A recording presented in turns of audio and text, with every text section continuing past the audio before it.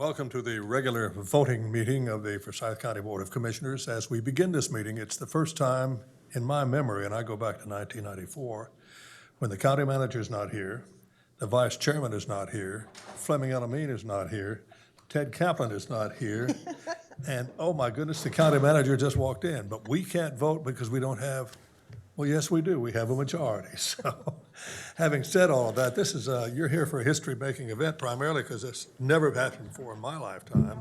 But we need to do something. Oh my gosh, Ted Kaplan just showed up and so did Vice Chairman. Now we only need one. We apologize. That's perfectly all right. We're going to start without you, but that's okay. We're glad you're here. Fleming Elamine is probably on a mission because he's always trying to help people. Having said that, I'd like to ask Commissioner Tanya McDaniel if she would lead us in the Pledge of Allegiance. Please stand if you can.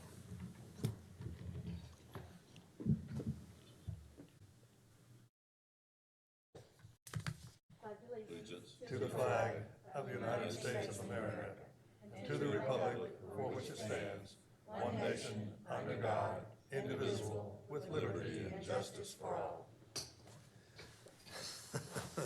I will say, I'm sure glad you're here, Mr. Manager, because I'm going to turn the meeting over to you right now. All right. Well, thank you, Mr. Chairman. Good afternoon, board members and staff and guests. We we're back after our 2-week break that we normally have in early July, and so hope everybody had a good trip to the conference. Those of you who went, and we have a kind of an unusually larger agenda just because we've had some time between our last meeting, and this is the first meeting for our new fiscal year, and so we'll go ahead and dive into it. The other things we have one discussion item that we'll do after we introduce the items, and then we do have 2 items for closed session. So that's what today looks like. All right, so I'll go ahead and introduce the items for our July 29th agenda. The first one's a public hearing on a zoning petition of Kimberly Gardner from AG to RS20, and it's zoning docket F1603, and live and in person is Aaron King. So turn it over to Aaron. Good afternoon, Chairman Plyler and Commissioners. It has been a while. It's been about 1.5 years, so it's good to see everybody back again. And you're very fortunate because Commissioner Elamine just pulled in, and that means we got a full board to hear what you had to say. Good to go, good to go. As Dudley mentioned, this is zoning case F1603, and this is a request to rezone about 1 acre of property from agricultural zoning to RS20. And this is Legacy's growth management plan with the subject property identified up towards the northeast portion of the county in the growth management area 5. This is the location map for the subject property outlined or shown in yellow there. You can see it contains 2 existing residential structures. This is on the northeast side of Bowman Road. This would be the closest cross street would be Pine Hole Road, which you see in the bottom right corner of the map there. Zoning pattern in this area is largely agricultural. And on the aerial image, you can see the development pattern in the area is scattered single-family homes, kind of in a rural character. Just a couple photos taken. This is looking into the site from Bowman Road. You can see both residential structures there located on the property. And then this will be looking across Bowman Road from the subject property. And just a bit of summary, the 2 homes located on the subject property have existed for 20+ years. The second home was approved. It's unusual to have 2 homes on one piece of property. The second home was approved as a special use permit by the Board of Adjustment. We had provisions at that time in the UDO that allowed that for certain types of exceptions, be it a blood relative, a caretaker, a disabled person, and so that's how that second structure landed on the same piece of property. And the impetus for this is really to be able to subdivide that lot into 2 20,000 square foot lots, and that's what the RS20 zoning would allow. This request was heard by the Planning Board at their June 10th public hearing. The applicant spoke in support, and there were no speakers in opposition. The Planning Board did vote 7-2 to recommend approval of this rezoning request, and I'm glad to answer any questions. Questions or comments? Okay, thank you. Thank you, Aaron. All right, item 2 is the minutes, and those will be coming to you, Madam Clerk? Next week. Next week, so you'll get those in an email.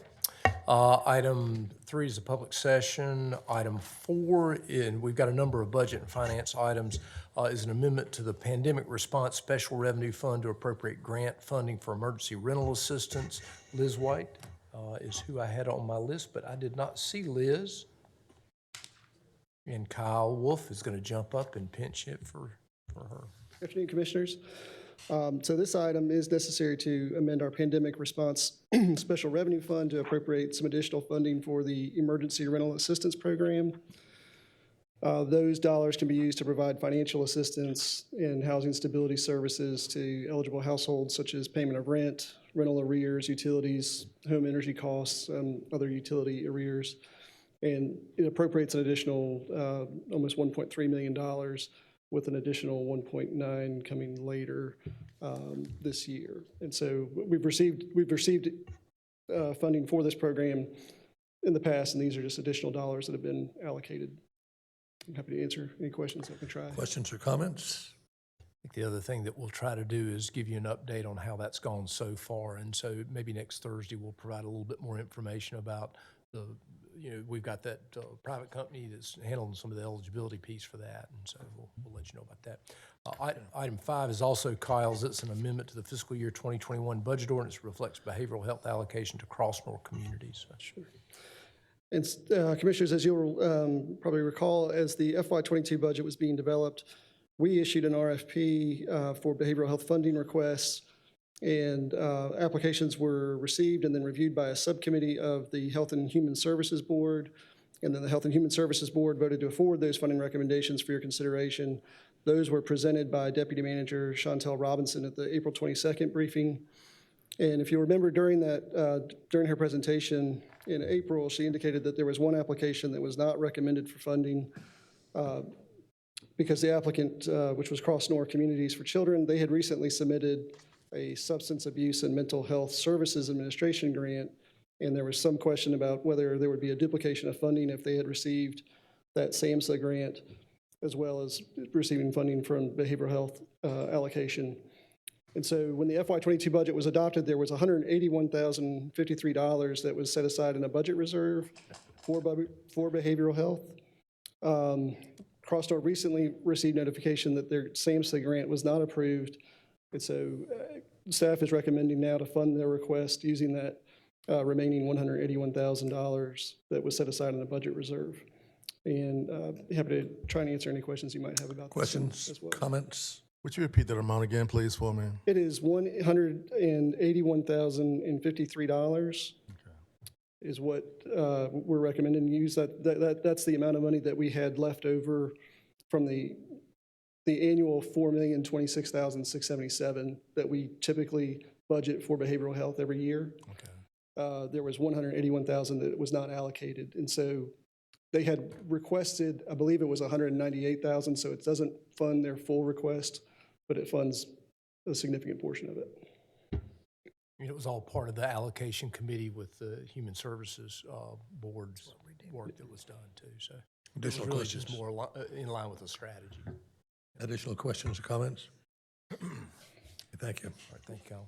All right, item 6 is adoption of the 2022 Housing Grants Project Ordinance, and Ashley Penley will come up and review this item.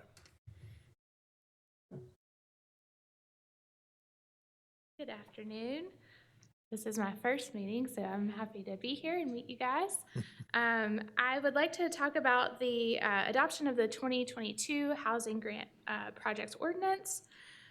These funds will continue to provide the community with rehabilitation, reconstruction, demolition, and lead clearances for owner-occupied homes and dwellings in Forsyth County, and also it will assist first-time home buyers with down payment assistance. The total amount that we're requesting is $452,590 effective July 1st. And that is a combination of the Winston-Salem, Forsyth County Consortium Home Funds, local match, the county local match dollars, and the 2021 Urgent Repair Program through the North Carolina Housing Finance Agency. So I'm happy to answer any questions. Questions or comments? Okay, thank you. I was just going to add, this is the annual thing that we do early in the year that sets the grant fund up, and so the dollars that were budgeted were all dollars that were budgeted as part of the original budget. So, And that's part of the IDA program too, isn't it? Is that included in that? is an IDA? Kyle, you want to come up and talk a little bit about that?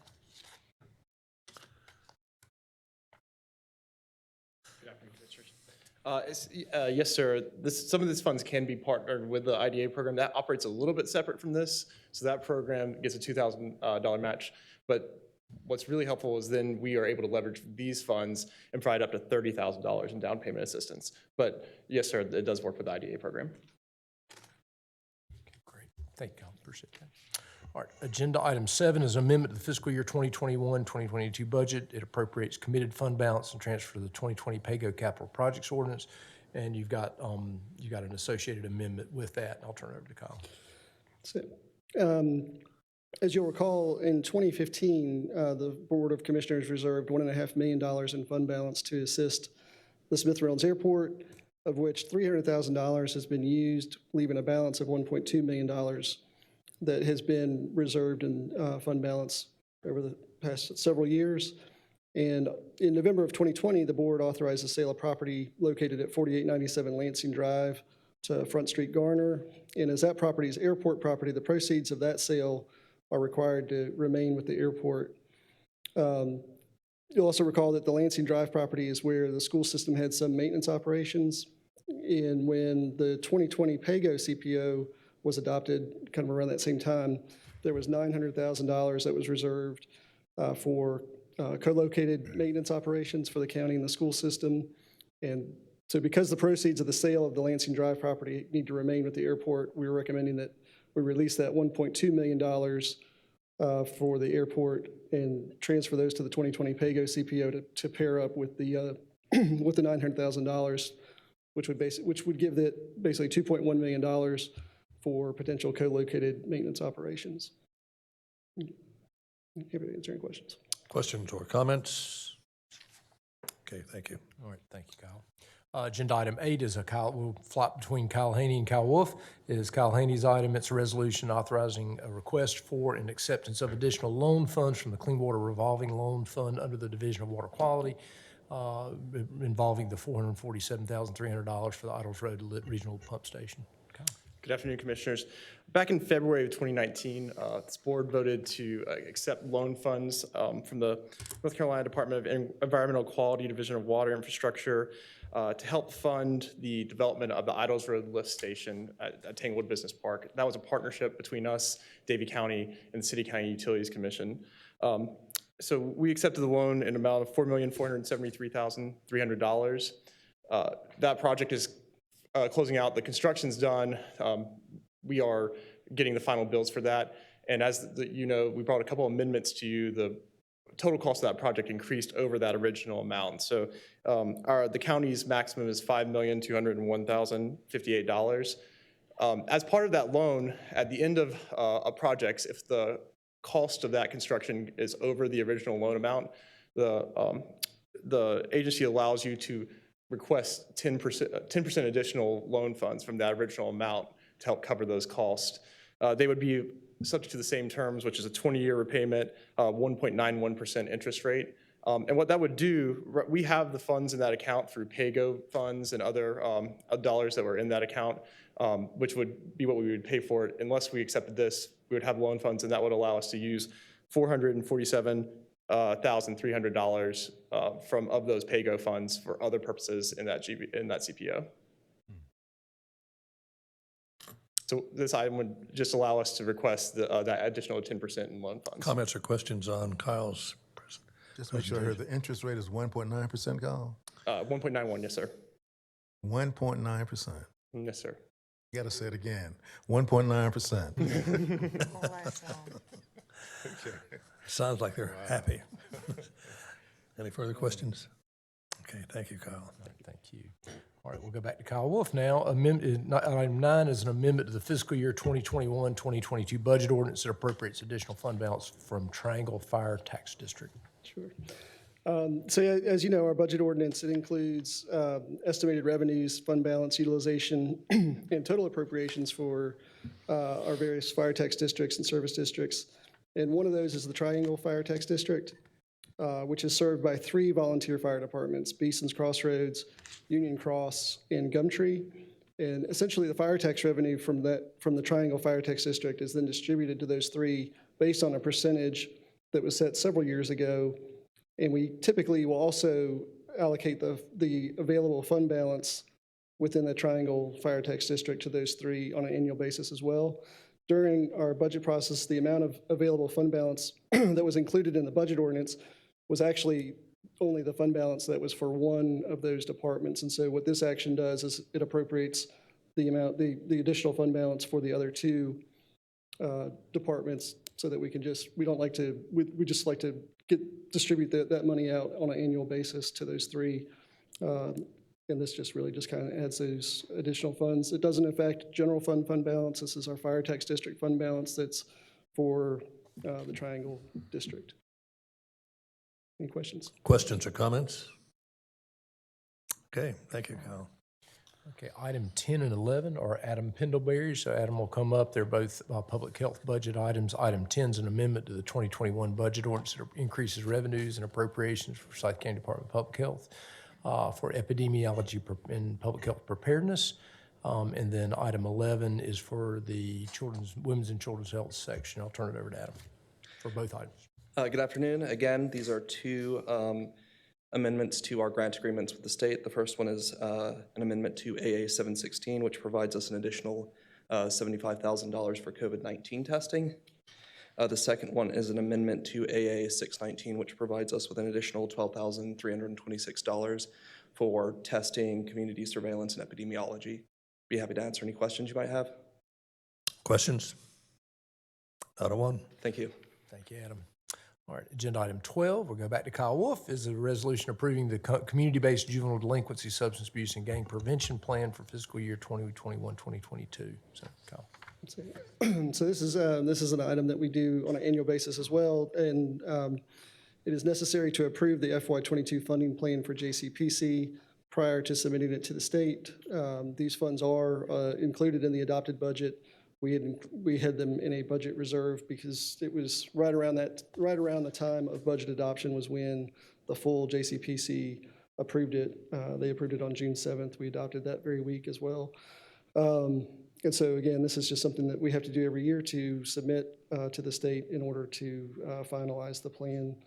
And I'm happy to try and answer any questions you might have, but you can see the list of organizations and the funding levels that were received. Comments or questions? And I guess I would, if the board is interested in hearing the specifics about each program and in more of a presentation format, we could do that as a discussion item now, or we could do it, or during this cycle, or we could do it later.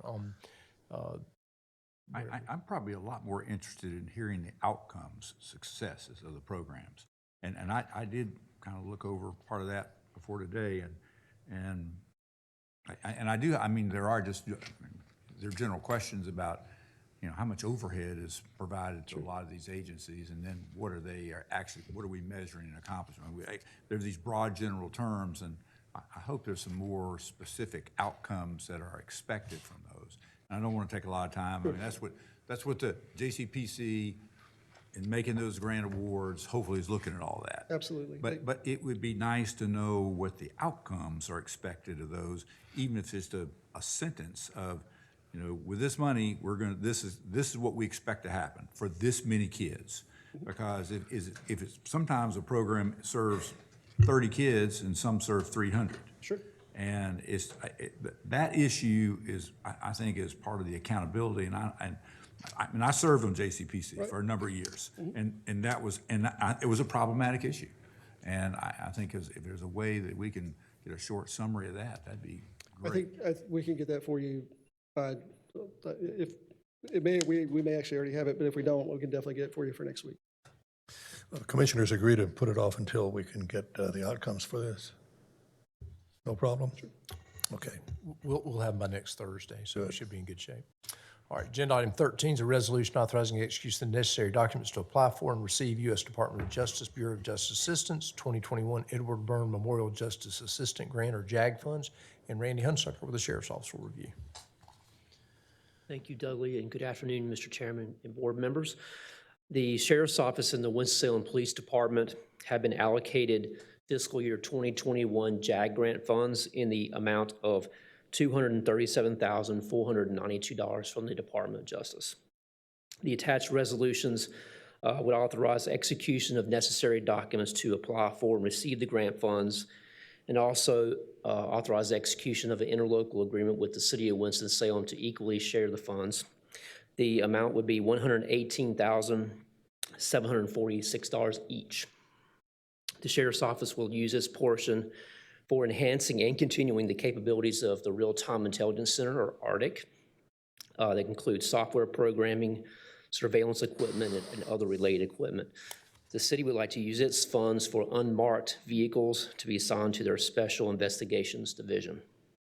Grant scope modifications will be conducted as per DOJ guidelines and procedures. No local matching funds are required. The application deadlines are July 26 for grants.gov, and in the Just Grants program, August 9th. The solicitation was announced June 8th. Are there any questions? Questions or comments? Not a one. Thank you, Randy. Agenda item 14 is a resolution authorizing the execution of an amendment to an agreement for elevator and escalator maintenance services. We periodically bid these out. Kirby, review it.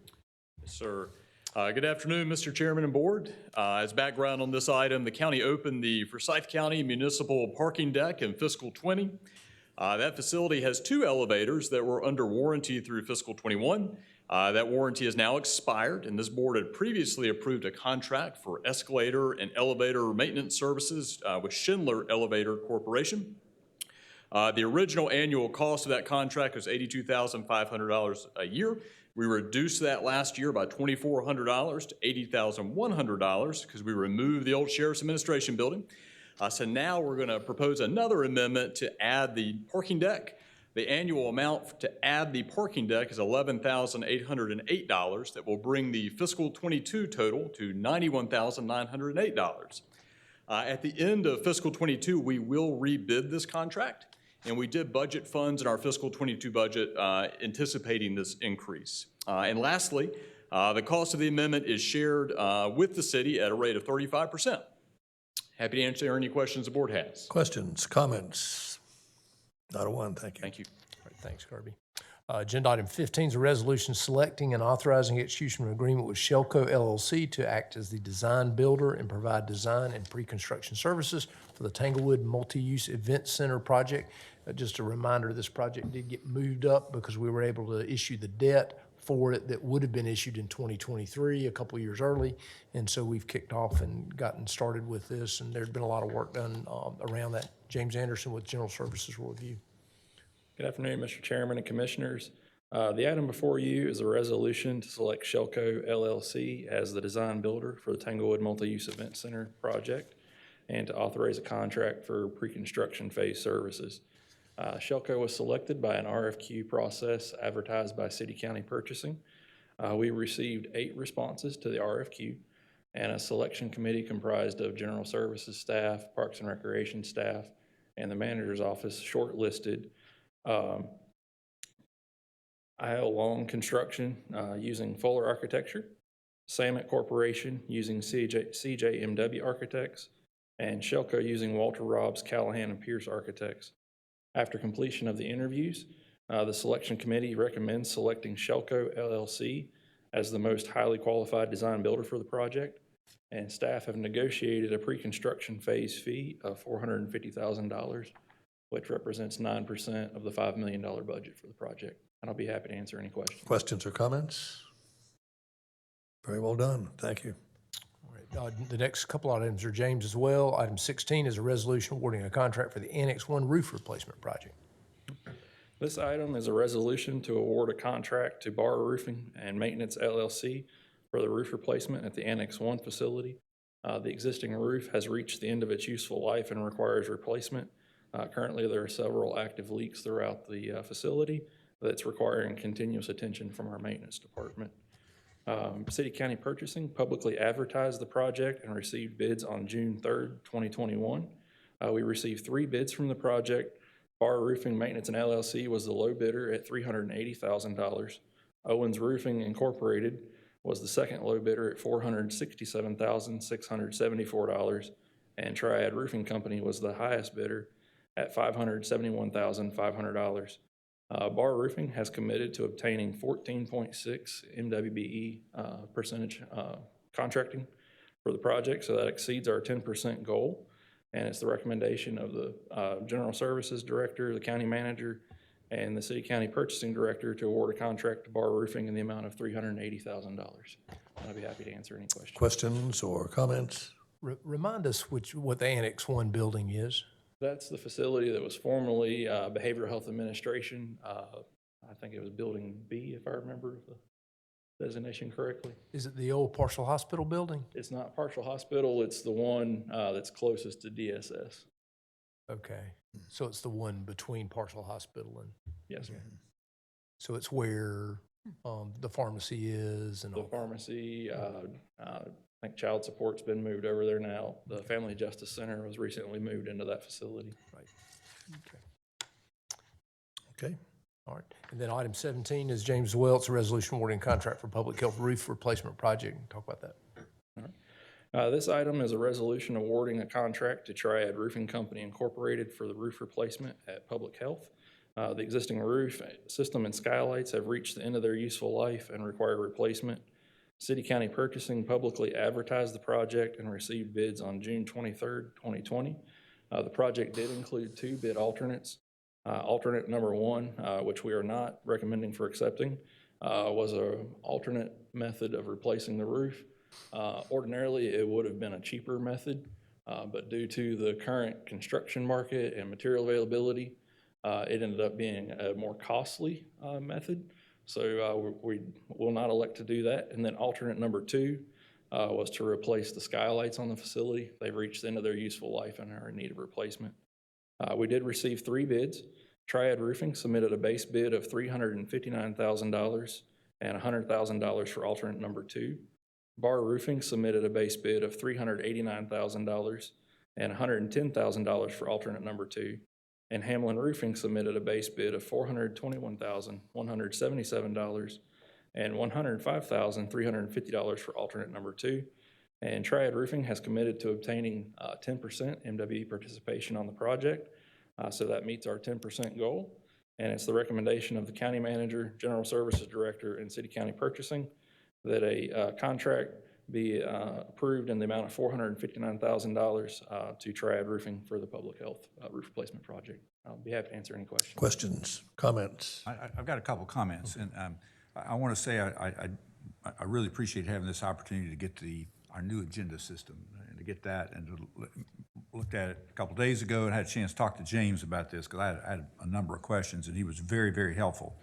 And I won't even go into the questions I asked, but it ended up with one observation is that the current building market that we're in as material prices are fluctuating rapidly. And I think a lot of us are aware of whether it's lumber or you name it. And roof membrane, which is involved in both of these projects, is one of those. And part of we were talking about the variation in it's a pretty big range of bids in those projects. And as we talked through them, essentially, one of the things that the suppliers of the membrane roofs are only allowing their price to be good for a week. Well, that's a serious issue. So if I'm a contractor and I'm bidding that job, I'm going to try to cover myself for, probably up to double-digit, increase on the materials, which could be increasing the cost of the project, by clearly by tens of thousands probably. So I think it's part of the issue is I was thinking out loud with James. Seems to me a process issue that could allow I asked him if there are any more roof bids coming up, not till next summer probably. That's great, maybe the market will stabilize. But probably in the next year or two, I think we're going to be experiencing that not just on these materials, but probably some others.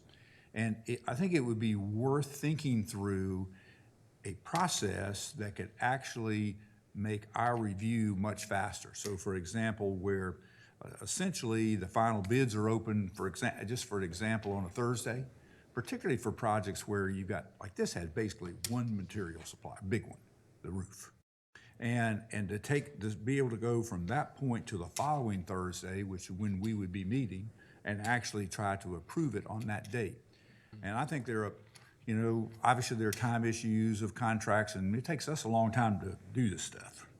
And I think there's probably a way to expedite that so that, you know, we're protected and we're able to take advantage of, I mean, I think we would have saved a lot of money. I mean, it's $1 million worth of roof work, well, $750,000 worth of roof work here, and we'd have probably saved a minimum of $75,000, probably a minimum of that.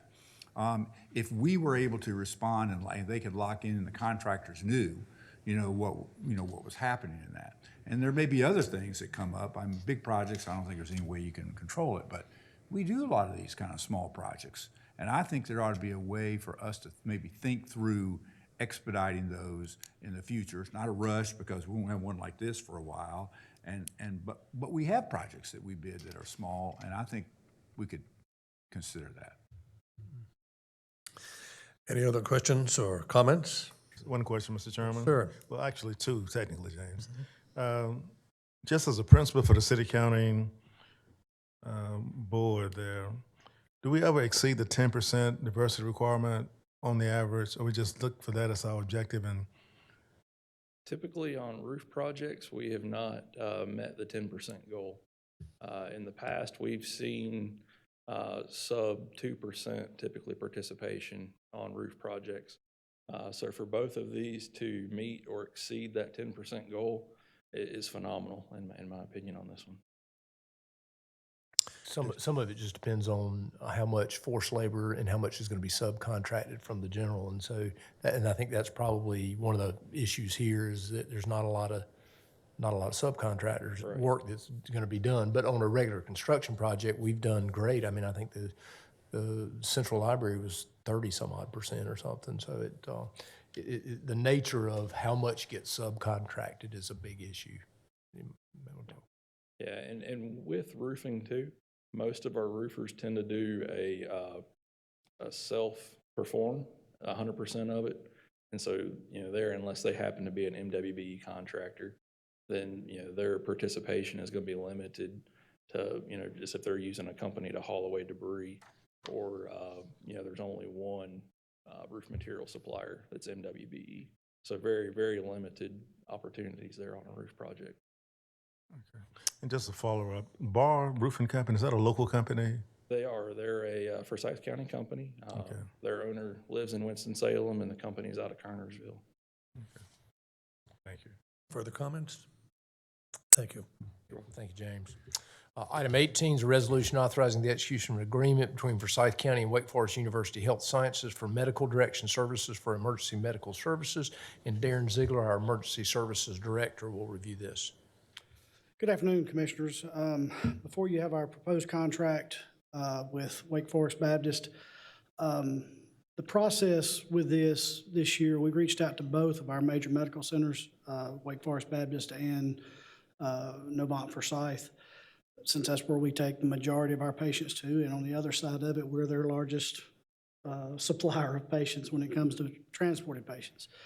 We were actually able to leverage some good partnerships with both facilities during this process, really with Wake Forest in the School of Medicine along the paramedic pipeline piece of education, and also utilization of some of their facilities for training.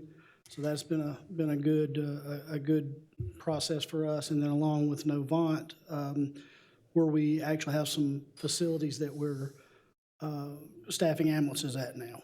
We've moved that around and have actually a larger project that will have basically zero financial impact to us, but provide good area of location to put ambulances on the western part of town. So that's two good projects we've got going with them.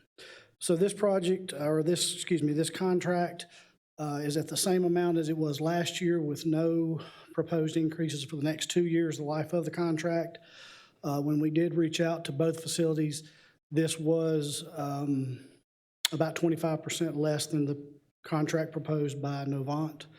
And then we looked at the whole thing with the parts that we get from Baptist through their EMS fellowship, the assistant medical directors. We felt this was by far the way to go. Entertaining questions? Questions, comments? I appreciate your work on that, trying to talk to, get in our two medical, huge medical centers to, to talk about that kind of, I wish we could. They were very receptive, and that was, and it's continued. We followed back up, so it wasn't, we wanted to make sure this wasn't, you're just trying to get our business, and I actually circled back to the School of Medicine last week, and they're very engaged. We're brought them into our external group that's meeting later this month, and I'm meeting with some of them next week. Good, So, thank you.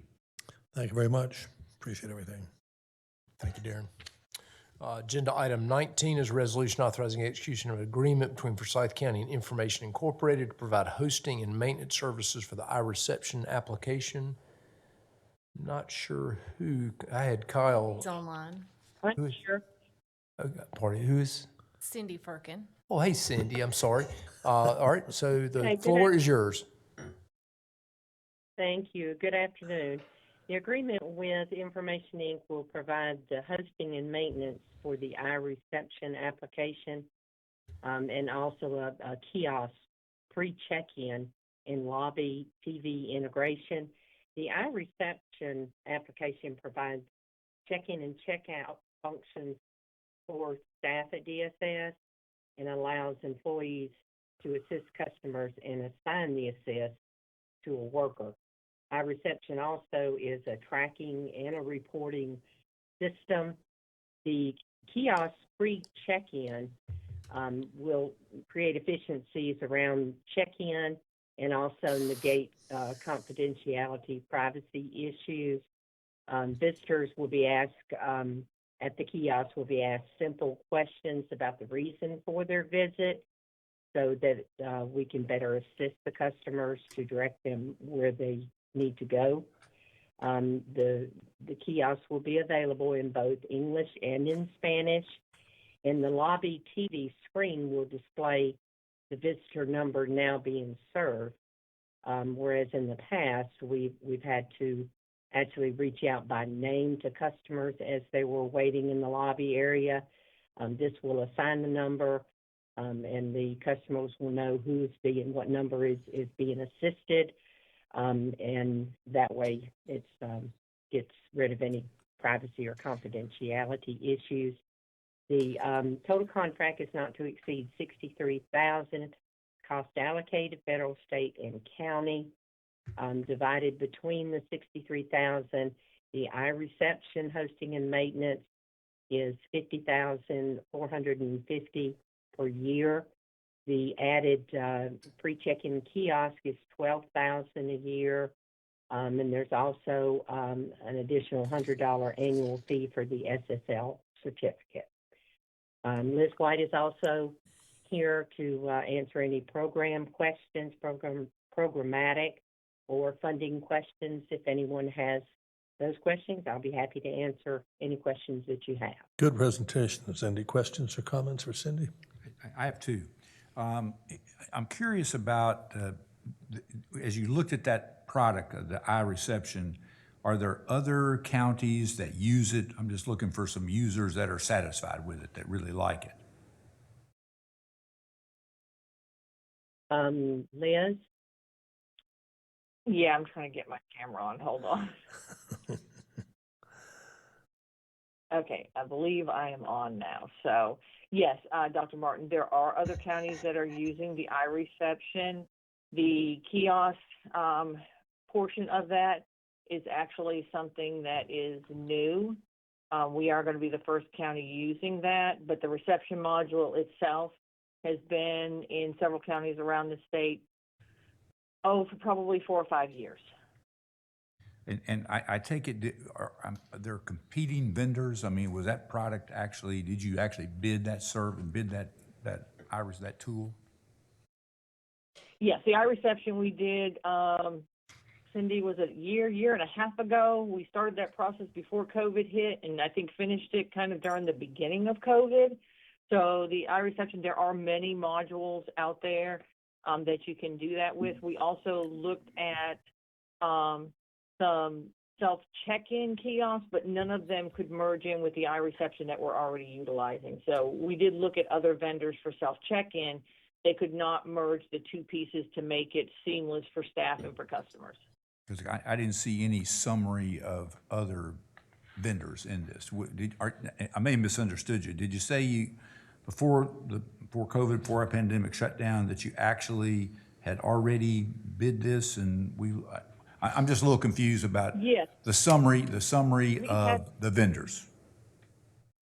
We've had the II reception module in place for over a year, so it was in last year's budget. This is a continuation budget for that. Okay, so the portion. kiosk was the What's new. I'm sorry, kiosk Yes, is the new. $12,000 for the self-checking kiosk is new, and we did look at other vendors. None of them could merge it in with our current system. That was the issue we ran into, Dr. Martin. The only one that could merge it seamlessly was Information Inc., and they're actually building it. They're building that add-on for us, and they're building it at no cost. The $12,000 is for the maintenance of the program each year. Good. And really the second question was, I think it's a good tool. I think it will work. I like the number system. It's pretty easy. But the first time, the implementation part, is there somebody there who's going to help folks come in and use this? Because not everybody jumps up at a kiosk and goes to town on that, and maybe somebody to really help new folks, sort of navigate it to get started. Yes, and we have a navigation station right in our front desk lobby. So we always have someone in there specifically to assist people in navigating through the lobby. That's something that we've had in place for 2 or 3 years now. But there will be additional assistance when we install these self-checking kiosks, and we'll also have interpreters down there to assist with the non-English speaking customers. So yes, we plan on supporting everyone when they come in until they get used to the system. Okay, thank you. Further comments? Okay, thank you. Very good. All right, so we got a number of property matters. Item 20 is the first one. It's a resolution authorizing execution of a lease agreement between Forsyth County and the Wells Center Incorporated for the Women in Transition Program for lease of county-owned properties. Turn it over to Chelsea Swain. Good afternoon, Commissioners. This item is to authorize the execution of a lease agreement with the Wells Center Incorporated for Women in Transition. It's for 1,294 square feet on the first floor of our Annex 1 facility. This is the facility that James mentioned earlier that's getting a new roof. And it is right beside of the Social Services Building. It's for a 3-year term beginning on August 1st of 2021, ending on July 31st of 2024 at a rental rate of $9.61 per square foot. It does include a 3% escalation for each year. Landlord and tenant would both have a termination ability given a 120-day notice, and it's a full-service lease, less janitorial. The tenant would provide the janitorial within their own space. That was something to kind of keep the cost down for them. And they plan to provide transition programs for women coming out of incarceration. The county doesn't expect to need this space during the length of the term. Happy to answer any questions you may have. Questions? Just one question, please. Yes, sir. Is there an auditorium still in the facility? It's been a while since I was in there, but isn't there a small auditorium in there? There is, yes, sir. Has that been used by a nonprofit entity at this point? Not at this moment. It's one of the areas that has a leak, so we're kind of limiting the use. Okay, all right, thank you. Okay, thank you very much. Good Can I ask report. a question? Yes, ma'am. What about Mrs. Wisenhunt? Does this go hand in hand with stepping up? Is it kind of a similar program? I honestly don't know enough about their respective programs to give a comparison. I'm sorry. Yeah, it is a, actually, Commissioner McDaniel and I toured they are currently leasing space at the airport. And so the space they're leasing at the airport is scheduled for demolition with the 2 hangar project that's getting ready to kick off. And so we met with her over there. It's some nonprofit work that's out there.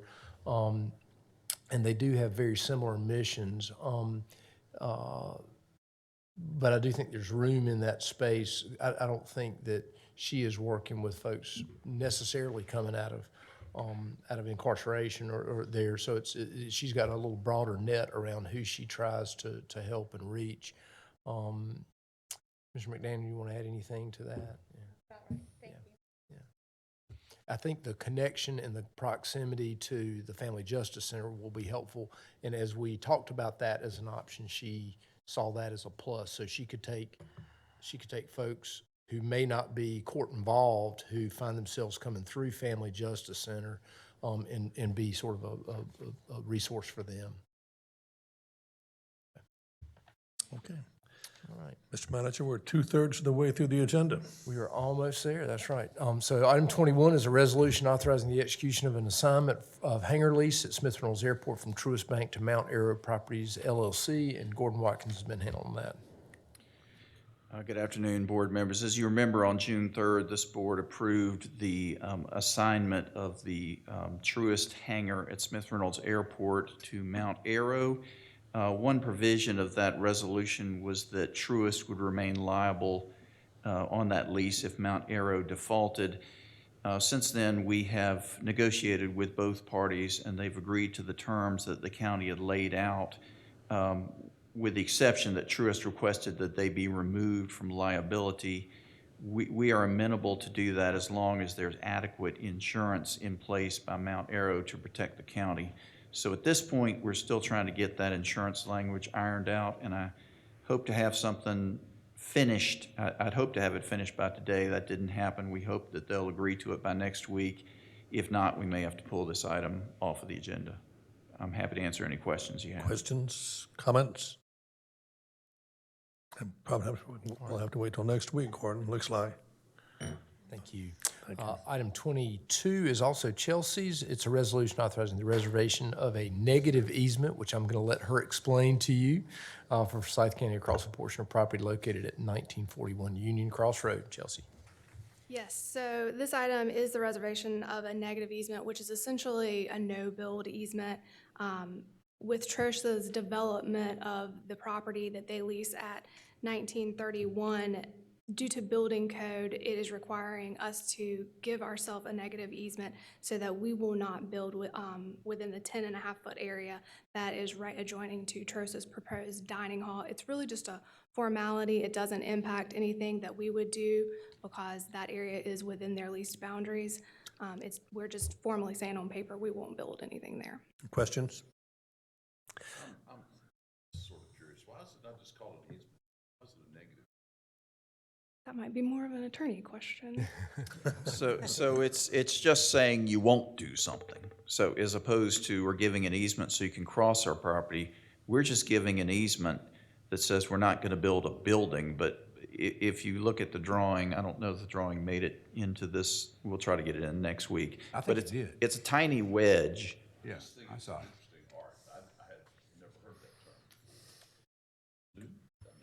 I think Chelsea invented it. No, it's actually, it's basically, I don't know, it's a highfalutin term that says we won't do something, but we wouldn't have done it anyhow, so it really is no difference to the county or to Trosha. You did a good job, Chelsea. Thank you. Thank you. All right, very good.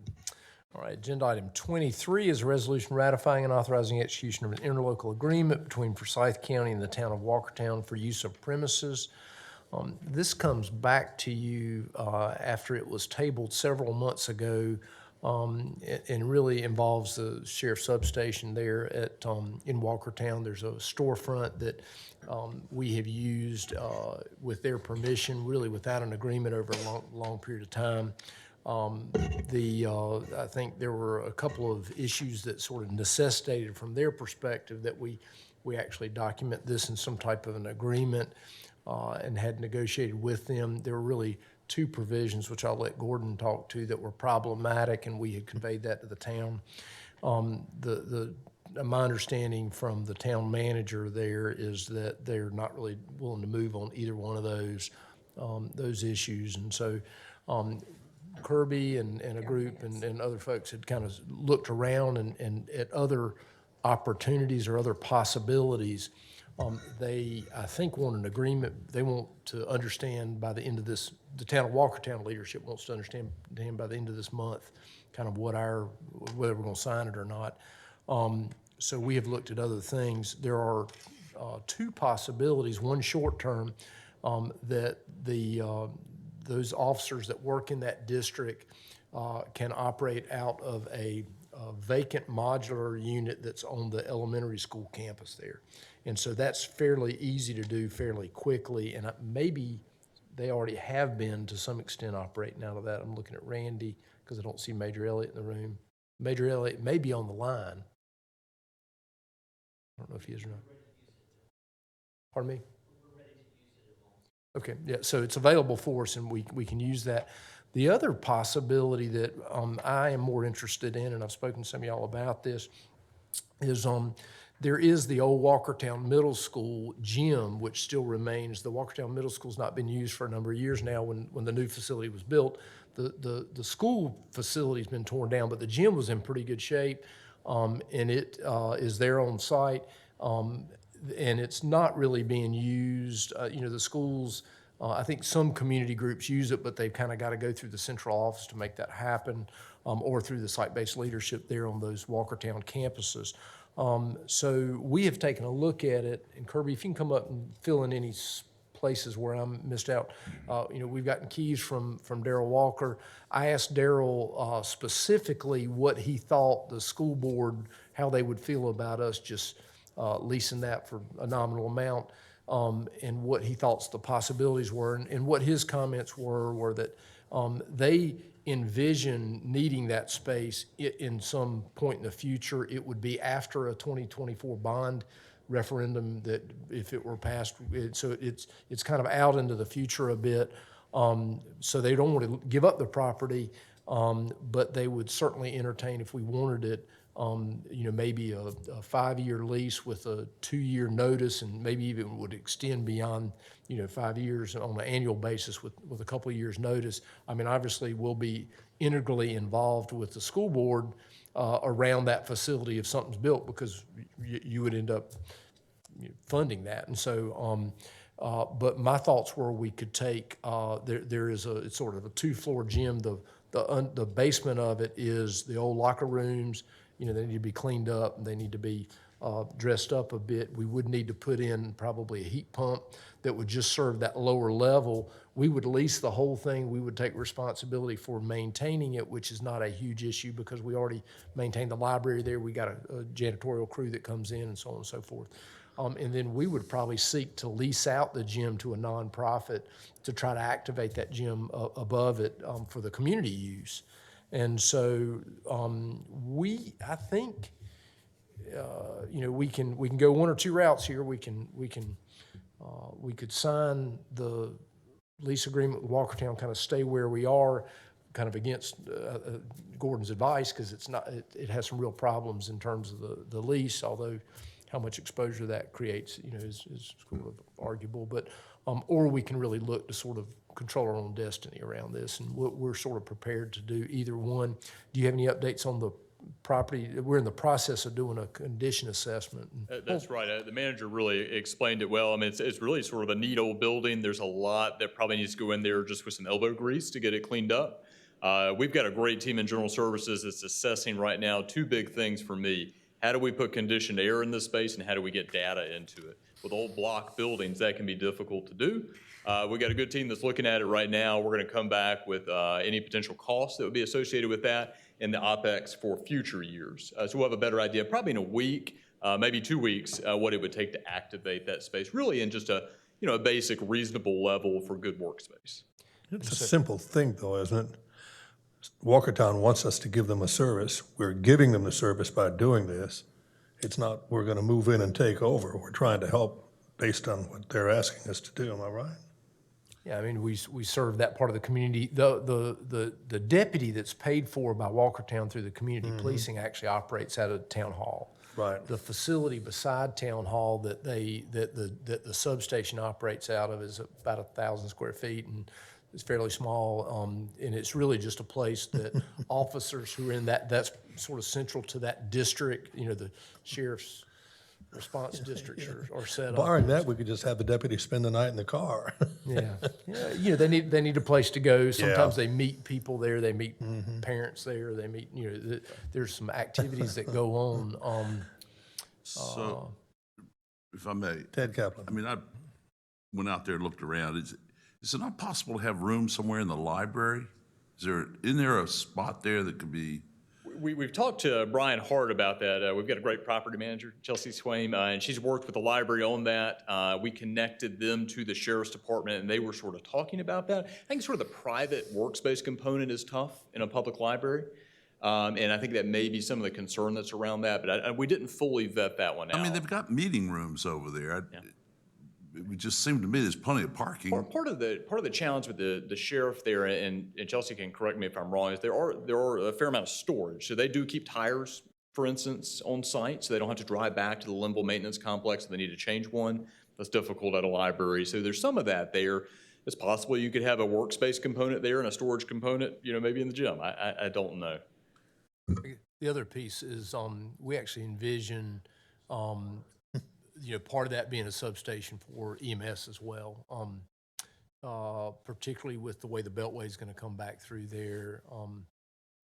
It would be a location where you could house an ambulance. EMS is now at the fire station. Not as much.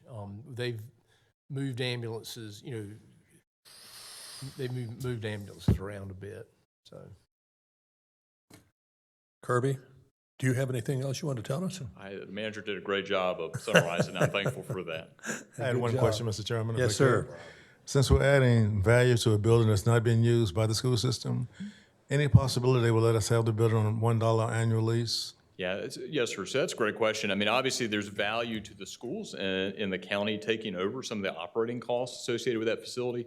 It's my understanding from Darrell, they'd be open to discussion around a nominal lease. And then we would essentially pay, the power, the insurance, the repair of that facility. That's in lieu of rent. Additional comments or questions? I think if it meets the requirements of that you're evaluating now, and I would think the internet accessibility will probably be okay. I mean, you got good trunk lines there. It's not a hard thing to get, but you should be able to handle that, I bet. In fact, I wouldn't be surprised if that was already used that way in the past, down there. But anyway, yeah, it's a lot of cleanup. And, Yes, sir. But it is a pretty nice, it's a pretty good size. I mean, in comparison to 1,000 square feet, I bet you've got probably 3,000 square feet each side, probably. It may not be quite that big, and you got to rip out some locker rooms. There's part of the locker room facility piece. Sounds about right. Our hope is to use the facility really, not as is in terms of the current condition, but as its current setup, and make some just really interesting workspaces inside. Yeah, I think so. You could do that. I think that's a good idea, worth looking at. Yes, sir. So my recommendation, we'll leave this on the agenda, and as we develop it over the next 2 weeks, if the condition assessment comes back and says, it's just that we can't get there from here, then maybe we look more closely at just signing Walkertown's lease. Otherwise, we'll kind of know what to do over that 2 week period. Probably won't know a lot next week, but the following week should have some pretty good advice. So Okay. anyway, that's the plan. Thank you, Kirby. Thank you, sir. Appreciate that. All right. The items 24, 25, 26, and 27 are all tax matters. Mike Pollock's here with Tax Administration to talk about the order collect and the settlement. And I understand John's going to come back with more details next week, I think. So, yeah. Good afternoon, Commissioners. Items 24, 25, and 26 are annual items for us in the tax office. Item 26 is where we give account of the efforts and the results of our collection activities throughout the last fiscal year. An electronic copy of the settlement book is provided for you, and there's also a paper copy in the manager's vault. As you are aware, John Burgess does a yearly presentation to display all this information. He'll be here next week for his presentation. Items 24 and 25 are simply to charge the collector with the collection of the prior year taxes and then charge him for the collection for the 2021 taxes for the current fiscal year. All right. So bottom line is you're going to hear a pretty detailed report next week that dives into the details of how our great staff down there did some great work this last year. So, No, that was a great promotion announcement. I look forward to it. Mike, thank you. Thanks. All right. Reports, you've got a number of reports there for your consideration, and that is it for the 29th agenda. And so we've got a little bit of work to do to get a few of them finalized, and we'll update that next Thursday. So unless there's any questions, the only other item I had for open session today was just really to ask if there's next steps and anything we need to do on the Highland Avenue property. Kirby, come on up. You might need to weigh in here. We've completed and heard from both of the interested parties there. And Kirby, why don't you do a quick 30-second on here sort of where we are and here's what the next steps could be. Yes, sir. So as the board will recall, we're talking about a 1.3 acre portion of real property located at 651 Highland Avenue. This is a patch of open space by Annex 2, which is also called the partial hospital facility. We put that out to the community after the board directed the manager to seek fair market value for the property for 60 days. We received 2 offers. The minimum offer amount was set at $100,000. The first offer was from GW Holland Housing Corporation. They offered $100,000. Their intended use was to use the land to construct affordable housing for the senior and military veteran population, and they noted in their bid that they are a registered North Carolina nonprofit. The second bid the board received was from United Metropolitan Missionary Baptist Church. The purchase price proposed there was $125,000. While the intended use in the bid was stated as a centralized park or urban green space, when you flesh that out a little bit, there really were 2 options that were proposed there. Plan A would be for them to purchase the property, sell it to the city for development of a park. And Plan B, if that did not go through, would be to develop it as an open-air food hub. We've been clear with all bidders and the public during the process, and the board is in control of this process. So it's your property, you own it, and so you have 2 offers in front of you that you really can do what you want to with. You could advertise one for upset bid, and if you did, the last and highest offer would come back to you for approval. You can reject all offers, and I'm happy to answer any questions the board has. Questions or comments? Couple of comments and then a question. Sir.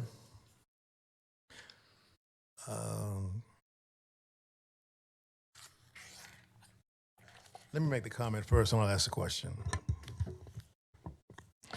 I did a little tour of that location today, in fact, and went all the way down 5th Street to United Metropolitan Church and noticed some buildings that have been deserted for some time, in fact. And it's almost like an eyesore. Then I went up to Holland Homes, pardon me, to see the upkeep of those buildings, quite impressive. And then I reflected on the essence of what they presented to us. One group talked about what I call whistles and bells, very little conversation on the actual use of the property. The other group only talked about the use of the property. Then I had a conversation with the city manager about the city's involvement in this project. There was no commitment. So I'm really concerned that we get an actual fair representation above board on that second bid. Now my question is, when did this offer come in to the county for the second offer? Commissioner, just to make sure I understand your question, you're asking at what time was the second offer received? Yes. If I recall, it was just prior to the expiration of the offer period. I'd have to go back and look at my email to see the date and time, which actually I'll flip through here to make sure I don't have it in front of me, but I believe it was before the expiration of the offer period.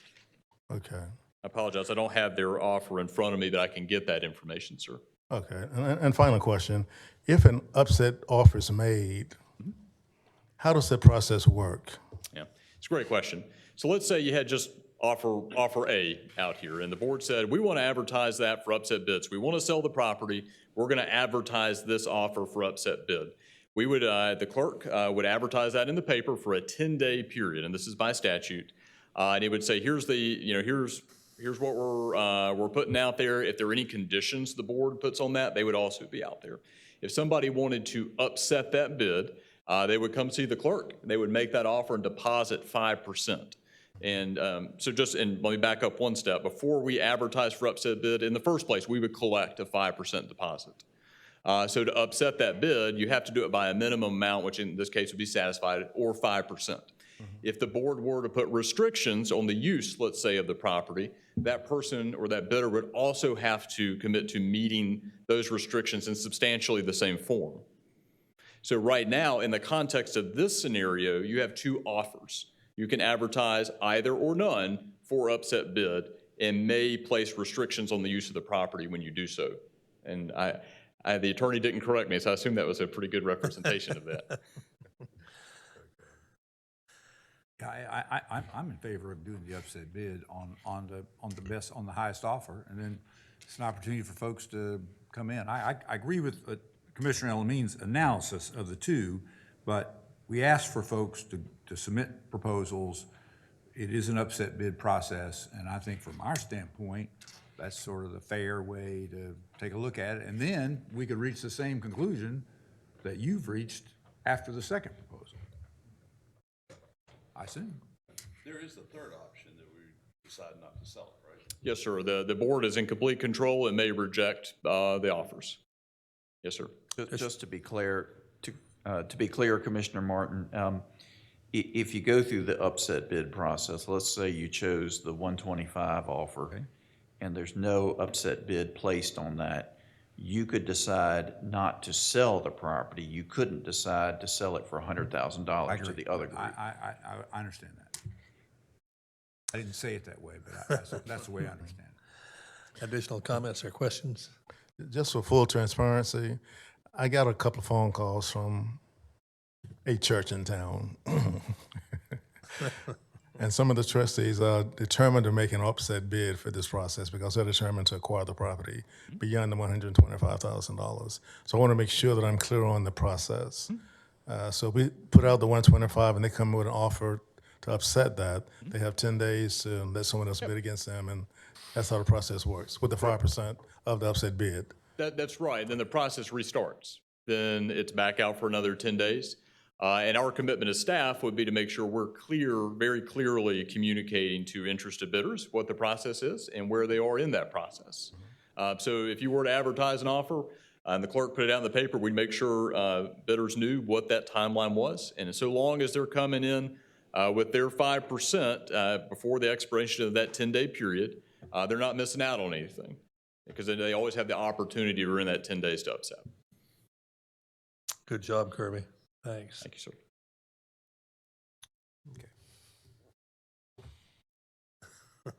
Well, Mr. Chairman, I'd just like to say that I'm in favor of the third option.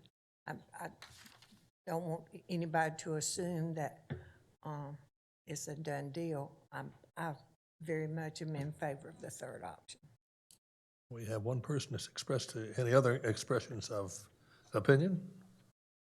I'd like to see us offered again for $125,000 for an upset bid to the general public. I agree with that. Well, it looks like that's where we're headed, unless we have any other disagreements, other suggestions. I'm with not selling, so I'll just go on. So you got two people who don't want to sell it. Right. Do we have anybody on this side of the room who don't want to sell it? Richard? I haven't been in favor from the beginning. You have not? You have not been in favor of selling it? Generally, but I'm not in favor of selling property, but I have had one or two exceptions. I don't remember what they were, but so we have three. I'm not in favor. So there are three people on this board that don't want to sell, which means there are four people, maybe and maybe not. Mr. Attorney, where do we go when we get in a situation like this? Well, let me make a comment before Okay, go right ahead. It seems to me that the decision we started an upset bid process. The decision of doing the upset bid process does not lock us into buying it, just as the attorney explained. We can still say no at the end of the upset bid process. And it seems to me we run that course and then we can still take option 3 if there is unhappiness at the end of the upset bid. That makes sense to me. How about you, Commissioner Whisenhunt? No way. Commissioner Linville? No way. Commissioner Kaplan? Mr. Chairman, if we had the 4 votes, we would take this whole process off the table. Right. We don't. Right. My concern is that this is some property that's going to be very important to the county and to the city. I don't understand this housing. I haven't understood low-income housing anyway, but I'm having a real hard time with the church deciding this is what we want to build, and is the church going to make a profit off of this? Mm-hmm. So as much as I think there probably is a need for somebody moving up to nicer housing or whatever it might be, I'm not sure that that particular piece of property, which could be a very important part of the redesign of that entire community between Innovation Quarter and Winston-Salem State, which I think holds some really valuable assets, that this is not the kind of thing that we want to have. Well, it's as the attorney said, and as this Vice Chairman Don Martin said, we don't lose either way by carrying it out and seeing if we can't get a bid. And if we don't like that, then No, we but I can. mean, having these people go through this whole process, and again, if we had the 4 votes, that wouldn't happen, but we don't, so we'll just move forward. Well, I don't think we know whether we do or not. This is not a voting meeting, and this is not to bring forward. So I'm not even going to speculate on that. But we did add, the very concern you just brought up, Commissioner Kaplan, was asked during the discussion of this a long time ago. In fact, I asked it because I asked about the potential, if you will, non-compatibility or incompatibility with the city's sort of that plan that we looked at of expanding Fifth Street back some time ago. And the answer was no. There wasn't any incompatibility if Holland Homes expanded. And my understanding, one other thing. I didn't hear that. Who said the Highland Homes said it, but I didn't hear from the city or from the East.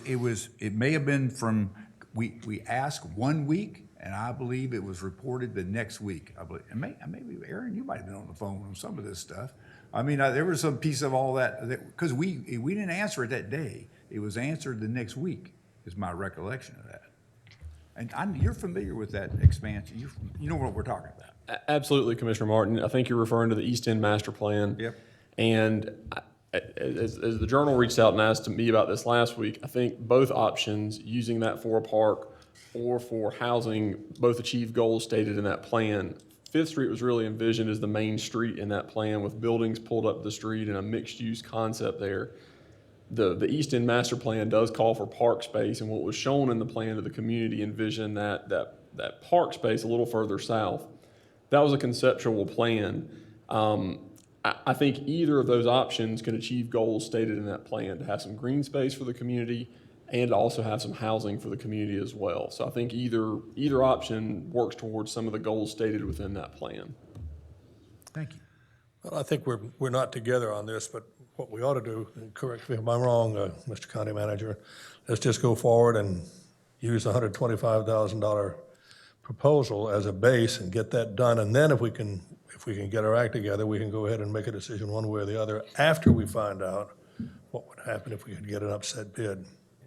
I'd suggest that this can sit on the table over the next week anyway, and and maybe next Thursday or maybe next Thursday, y'all think about it, and we can. It's easy to put this back on an agenda in a format. So is that agreeable for everybody? We just go ahead and delay it until at least a week from now. We'll just talk about it next Thursday. Okay, that's good. If I could, Mr. Chairman, point of consideration. Sure. I have a lot of respect for this board. I'm glad to be a part of it. But right now, I'm a little ticked off on principle. We started this process, extending this offer, and a majority vote to put it on the market.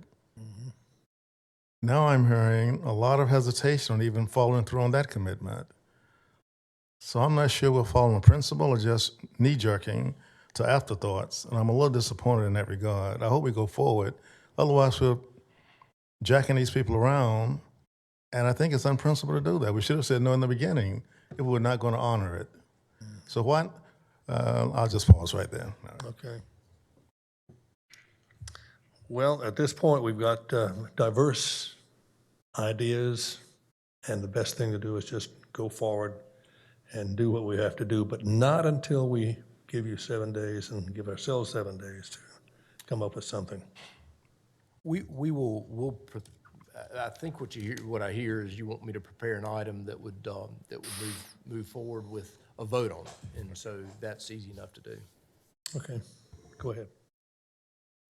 Mr. Bellarmine, anything else? Okay. All right. Closed session is the only other thing, unless there's anything else the board has. Don't seem to have it.